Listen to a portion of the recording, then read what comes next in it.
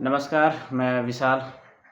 बड़े ही दुखद खबर के साथ मैं आप लोगों को ये बताना चाहता हूँ कि कोलकाता में एक मेडिकल कॉलेज में एक 31 साल के लड़की के साथ फिर से रेप हो जाता है। जी हाँ, फिर से वही चीज़ को दोहराया जाता है।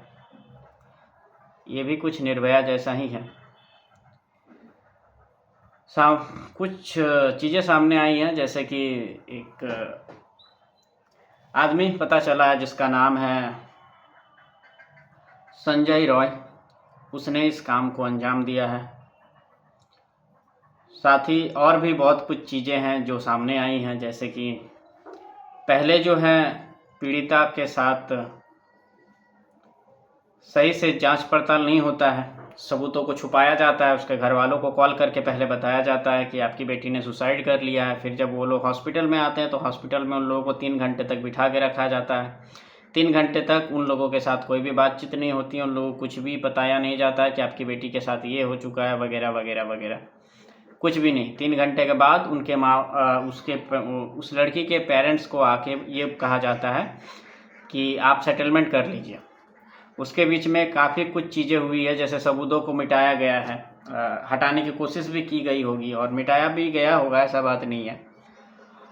बड़े पहुँचने वाले लोग होंगे जिसके वजह से ये सब हो रहा होगा। और कोलकाता पुलिस भी जो है अपना काम सही तरीके से कर नहीं पाई है, जिसके वजह से इस केस को सीबीआई को सौंप दिया गया है। जी हाँ, ये केस अब सीबीआई देख रही है। कोलकाता पुलिस ने अपना हाथ ऊपर उठा दिया है कि हमसे नहीं होगा, ये आप लोग कर लीजिए। सबूतों के साथ छेड़छाड़ करने के बाद, सबूतों को हटाने की कोशिश करने के बाद, इतने समय गुजर जाने के बाद फाइनली कोलकाता पुलिस ने ये कह दिया कि हमसे नहीं होगा, सीबीआई को सौंप दीजिए। ठीक है। और काफ़ी चीज़ें हुई हैं।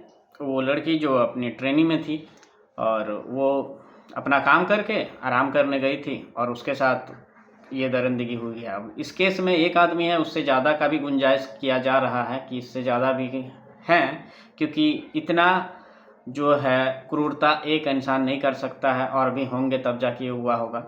मैं आपकी जानकारी के लिए बता दूं कि पोस्टमार्टम रिपोर्ट के अनुसार लड़की का जो है गर्दन टूट गया है, उसके नाक में इंजरी है, नाक में खून बह रहा था और उसके चश्मे को फोड़ दिया गया था, जिससे चश्मे के जो कांच होते हैं वो कांच उसकी आंखों में घुस गया था, वहाँ से ब्लड आ रहा था, होंठ से ब्लड आ रहा था, मुंह से ब्लड आ रहा था, उसके पूरे बॉडी में इंजरी हो गई थी, उसके प्राइवेट पार्ट से ब्लड आ रहा था, प्राइवेट पार्ट में भी इंजरी हो गई थी, उसके पूरे बॉडी में मतलब इंजरी हो गई थी और इतना वो दर्द सही है जिसके वजह से उसकी मौत हो गई है। मैं बस यही कहना चाहूँगा मेरे समाज से और हमारे समाज से कि ऐसा क्यों हो रहा है। मुझे ऐसा लगा था कि निर्भया केस के बाद ये चीज़ दोबारा कभी नहीं दोहराया जाएगा, क्योंकि ऐसा कोई कानून आएगा। लेकिन क्या कानून आया है? वह ऐसी कानून आया है कि सबूतों को हटाया जाता है, उसके पेरेंट्स को बताया नहीं जाता है, उसके पेरेंट्स को बोला जाता है कि आपकी बेटी ने सुसाइड किया है, फिर उसको फिर कहा जाता है कि आप लोग सेटलमेंट कर लीजिए। पुलिस उन लोगों की बात सुनती नहीं है। हाईकोर्ट में जब जाके याचिका दायर की जाती है, तब जाके हाईकोर्ट से ऑर्डर मिलते हैं, तब जाके इस केस में छानबीन होता है। क्या कानून है और क्या कानून चल रहा है हमारे समाज में। एक लड़की के साथ जो इतना सब कुछ हो चुका है, वो लड़की क्या सही होगी? वो कितने दर्द में क्या मतलब क्या मैं बोलूँ आप लोगों को? कौन सा चीज़ ऐसा नहीं है कि उन दरिंदों ने उसके साथ नहीं किया होगा, और वो बेचारे क्या क्या नहीं सही होगी।